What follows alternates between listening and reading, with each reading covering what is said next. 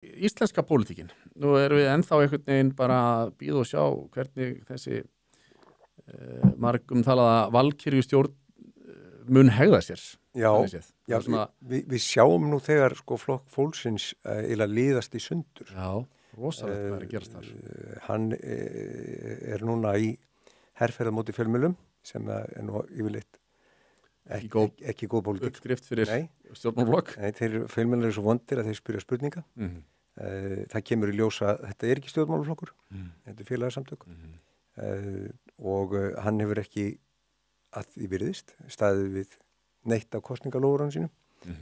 Þannig að hérna, en við heyrum ærandi þögn frá Viðreisn og Samfylkingu. Já, það er strax orðin svona eitthvað trópólinn paradise eins og maður segir. Já, ég heyri ekkit frá forsætisráðherra eða fjármálaráðherra hvort að það sé í lagi að taka við mörg 100 milljónum án heimildar. Ég heyri ekki orðið um það. Eða hvort að hérna ríkisstjórnin ætlar að standa við þetta loforðum 450.000 krónar sem að hérna ég heyri að Flokkur fólksins sé ennþá að segja verði. Auðvitað Inga Sæland segir þetta bara formgalli eða við eigum bara eftir að skrá þetta rétt og þetta ekki stórmál og svona og ég trúi alveg að hún sjáu það þannig en það er ekki svo einfalt sko endilega að skera úr að þetta sé bara allt í lagi. Þetta mjög einfalt, Frosti. Þetta bara þannig að sko félagasamtök fá ekki styrki sem stjórnmálaflokkar. Já. Við getum ekki bara félagasamtök eins og Landverð eða eitthvað. Þau fá ekki styrk sem stjórnmálasamtök, þó þau hefðu sér stundum eins og stjórnmálasamtök. Formgallin grundvallaratriði. En hver er ábyrgur? Sá sem að greiðir út, er hann ekki ábyrgur líka að fara að láta peninga af hendi til einhvers sem ekki uppfyllir þau skilyrði? Já, að minnskust er sá sem að hérna tekur við peningunum ábyrgur vegna þess að hann hefur ekki uppfyllt formskilyrðin og hérna sjálfsagt hafa verið gerð mistök bæði í hérna úthlutun og eftirliti og svo framvegis. Já, það hefur verið bent á að þeir sem þiggja frá ríkinu til dæmis hvort sem er atvinnuleysisbætur eða örorku ellilífeyris að ef að það kemur í ljós að það sé eitthvað rangt skráð eða þú uppfyllir ekki öll skilyrði samkvæmt bókinni þá þarftu bara að greiða það tilbaka. Akkurat. Það er alveg skýrt. Og að því hún nefnir þetta dæmi þá getur öll verið sko að einhver aðeins og Tryggingastofnun gerir þau mistök að borga einhverjum of mikið en það er þá yfirleitt sko lítið á það sem sko saklaus mistök en sá sem að fikk peningin á að borga tilbaka.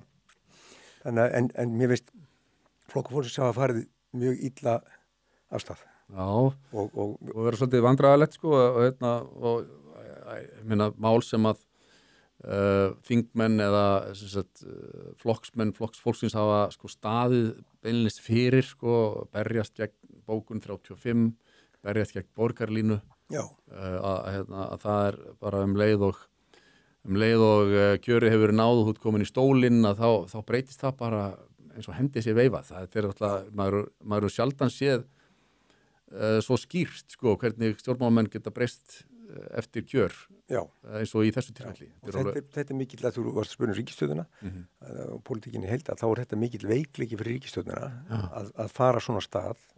Þing er ekki ennþá komið saman og hérna þriðji flokkurinn hann er í raun og veru í rúst varandi bæði kosningalóðurinn sín og fjármögnunum sína og við höfum séð tekið mig hart á svona fjármögnunarmálum stjórnmálaflokka í öðrum löndum.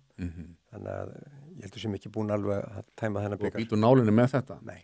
Og svo er eins sko að Þorgerður Katrín okkar ágætti utanríkisráðherra hún lætur það verða eiginlega bara sitt fyrsta verk er að rjúka niður til Brussel og fá þar upp úr skúfunum að aðildarumsóknin sé bara gildi og það er nú aftur eitthvað sem að Flokkur fólksins hefur nú heldur betur lofa kjósendur sínum að verði ekki. Ég skildi ekki alveg þetta orðalag sko, það var sagt að hún væri gild en hvort hún væri virk, ég var ekki vissum. Þannig að sko ég held að þetta sé eitthvað mjög bjúrókratískt túlkunarmál. En það er svo skrítið með hvernig kosningabarátta Viðreisnar og Samfylkingarinnar var sko... Hún var ekkert Evrópusambandið. Nei, það var bara eiginlega undirstrekað að Evrópusambandið væri ekkert aðalatriði.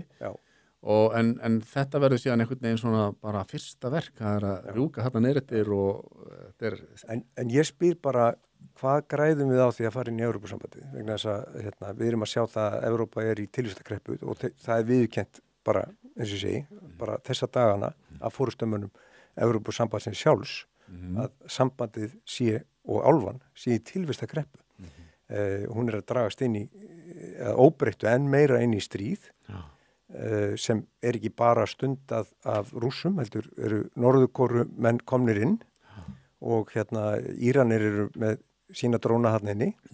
Það alveg möguleiki á því að það fari hermenn frá Evrópusambandinu þarna inn ef ekki semst og Evrópa í efnahagsstríði líka við nágranna sína.